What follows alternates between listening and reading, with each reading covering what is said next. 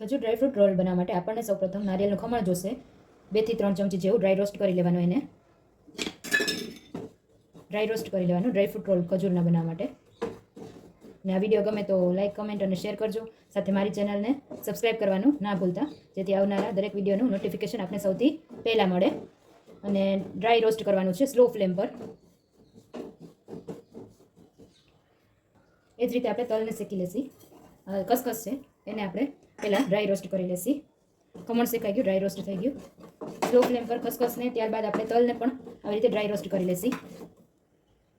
આપણું ખમણ છે ડ્રાય, નારિયેળનું ખમણ, તલ અને ખસખસ એ ત્રણેય ડ્રાય રોસ્ટ થઈ ગયા છે. હવે આપણે ગુંદર લેશી ખાવાનો, અને એને આપણે 1 ચમચી ઘી જરૂર મુજબ આપણે એમાં ફ્રાય કરી લેશી.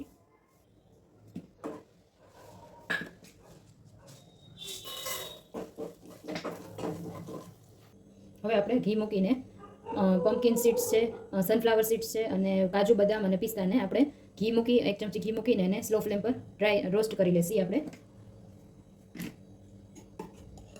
સ્લો ફ્લેમ પર, અને આને સ્લો ફ્લેમ પર ડ્રાયફ્રૂટને રોસ્ટ કરી લેશી.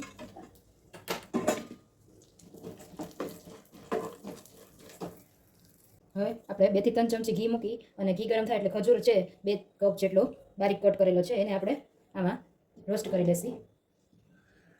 ખજૂરને પણ શેકી લેવાનો.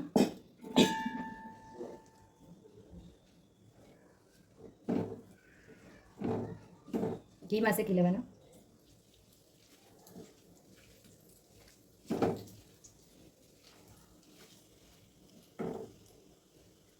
તો ખજૂર જે છે એ શેકાઈ ગયો છે ઘીમાં. હવે એમાં નારિયેળનું ખમણ નાખી દેશી.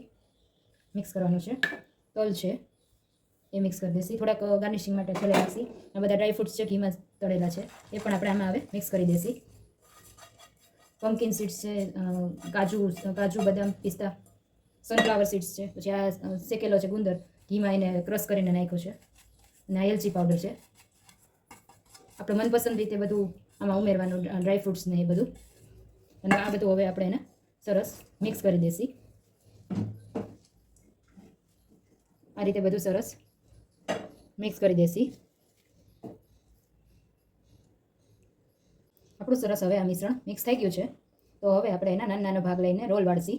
બટર પેપર ઉપર લઈને, બટર પેપર પર લઈ આ રીતે આપણે એક નાનો એવો ગોળ રોલ વાળી દેવાનો. આ રીતે છે એ રોલ વાળી દેવાનો. રોલ થઈ ગયું છે આપણું. તો હવે આપણે એમાં ખસખસ અને તલ છે એનાથી આપણે થોડુંક આવી રીતના ફેલાવી દેશી, અને એને આવી રીતના રોલ કરી દેશી ચારે તરફ. સરસ ગાર્નિશ કરી લેવાનું આવી રીતના. પછી એને પેક કરી અને ફ્રીજમાં રાખી દેવાનું 2-3 કલાક માટે સેટ થવા માટે.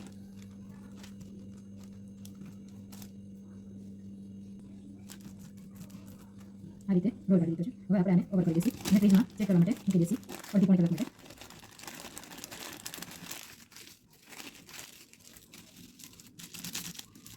ફ્રીજમાં રાખવા માટે આપણો રોલ રેડી થઈ ગયો છે. આપણા 2 ડ્રાયફ્રૂટ રોલ રેડી થઈ ગયા છે ફ્રીજમાં સેટ કરવા માટે. લગભગ 1 કલાક જેવું આપણને સેટ થતા જોઈશે. ત્યાર પછી આપણે એના ચપ્પુથી પીસ કરી લેશી.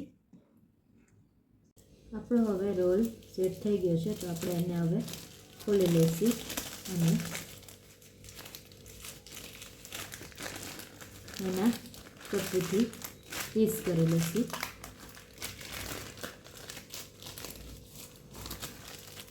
આપણો રોલ રેડી થઈ ગયો છે. તો હવે આપણે એના ચપ્પુથી પીસ કરી લેવાના.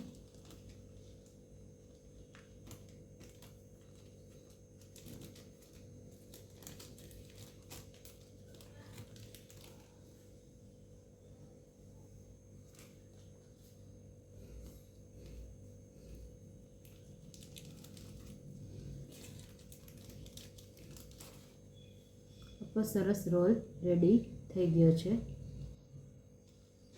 અને બધા સરખા એક સરખા પીસ કરી લેવાના રહેશે. તો રેડી છે આપણા ડ્રાયફ્રૂટ ખજૂર રોલ. જો વિડીયો ગમે તો લાઈક, કમેન્ટ, શેર કરજો. કેવો લાગ્યા તમને? અને તમે પણ ઘરે બનાવજો ડ્રાયફ્રૂટ ખજૂર રોલ.